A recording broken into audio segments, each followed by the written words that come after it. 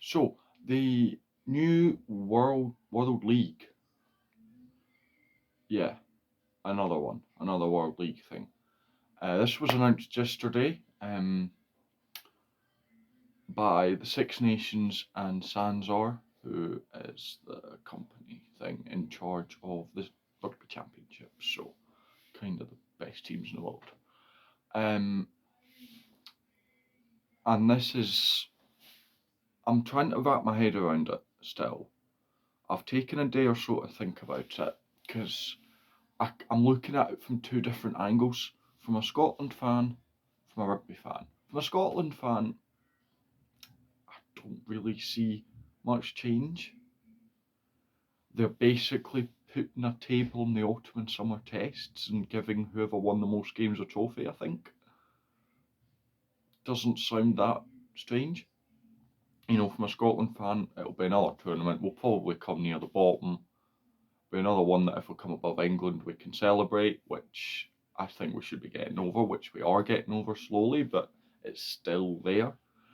But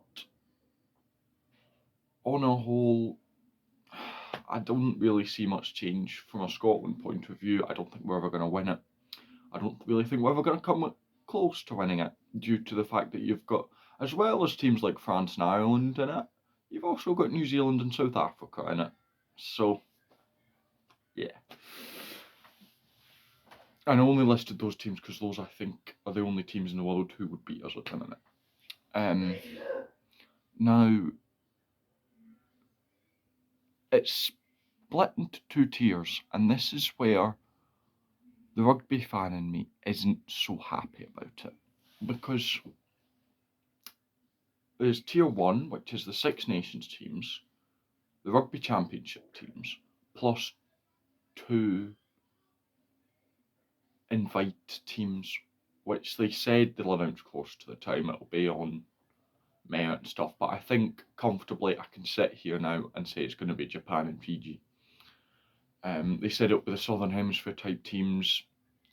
I know Japan geographically isn't Southern Hemisphere, but in rugby terms they're usually considered to be a Southern Hemisphere team. So, yeah. 2 seconds.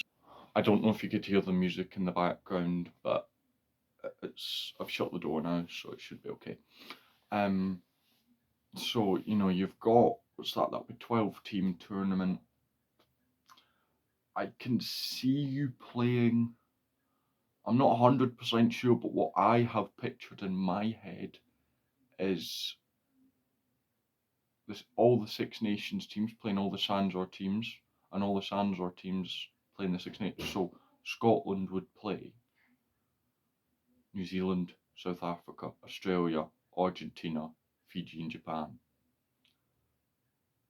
between the summer and the November tests, and South Africa would play Scotland, England, Ireland, Wales, France, Italy over their summer and autumn tests. I think is how it's going to work. Now, the issue with it, the big problem that lots of people don't like, and I really agree with this, is now this is set to start in 2026. They are going to be bringing in a promotion relegation. There is a tier 2 made up of second tier nations. I'm not 100% sure who all of them will be yet. I suspect you'll have Georgia, Samoa, Tonga. Then you may have teams like Chile, Portugal, Romania, stuff like that. And I feel that they're not bringing in, I don't feel that. Fact is, they're not bringing in promotion and relegation from the tier 1 to the tier 2 until 2030. So for a team like Georgia, who will be stuck still playing against teams who they decimate every year. You watch them in the European Rugby Championship, the tier 2 Six Nations. They just destroy everyone. And then they've also beaten the Six Nations. They beat Wales. They beat Italy recently. You know, they can prove it against the big dogs. Their under 20s beat England. I know that the under 20s are nothing, but the under 20s are doing blooming well. Beat England, ran South Africa close, and they beat someone else. Was it Argentina they beat? You know, Georgia should be a tier 1 nation. They just made Japan one, so they should make Georgia one. Georgia should be in the top tier tournament, but they're not. They'll be stuck in the second tier until 2030. And then they'll get their chance to go up. But that's what, 7 years still before Georgia is included in a regular tier 1 tournament, not including the World Cup, because that's not regular. And, you know, now this tournament will run every 2 years, so there'll be, every year there's not a World Cup or Alliance Tour, so it'll be, for example, it wouldn't happen this year as there's a World Cup, it would happen next year, it wouldn't happen the year after due to the Lions Tour, it'll happen after the next Lions Tour. That's when it starts in 2026. So, yeah.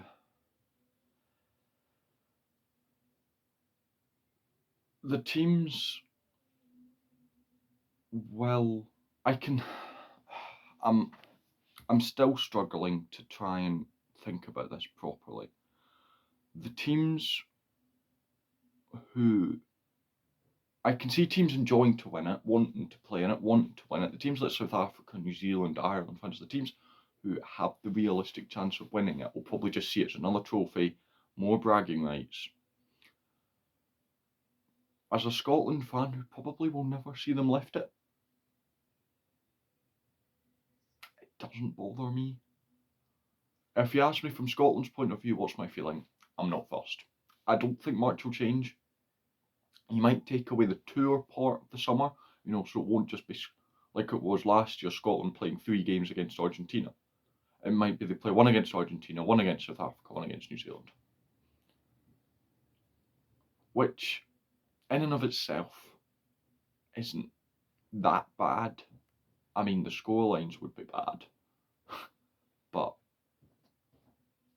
the process of it wouldn't be a bad thing. We'd get to watch Scotland playing against the bigger teams more. Yes, I can see people arguing that Scotland playing the big teams is a big occasion. It only happens once every few years, which is why when we blow an 8-point lead versus the All Blacks, it hurts a little bit more. Not still upset about that. No, we blew that. Well played, New Zealand. I love New Zealand. I'm not salty or anything, just disappointed that we blew it. But yeah, it'll give us more opportunity. I think if we keep playing the New Zealands and South Africas, we will start beating them. We are at that stage now. Who's to say in the, still got 3 years until that happens. In that 3 years, who's to say what could happen? Scotland could be the best team in the world. Scotland could be rubbish again, which I think we all know which one of the two is more likely. If Finn Russell's still about, it'll be the first one. If he's not still about, it'll be the second. But yeah, let me know what you think. That's where I stand on it. It took me a bit of time, as you can see, I wasn't still 100% sure what to think. I probably rambled a little bit, said a few things that didn't make sense. I'll have to watch this back. But yeah, if you enjoyed, subscribe, and I'll see you next time.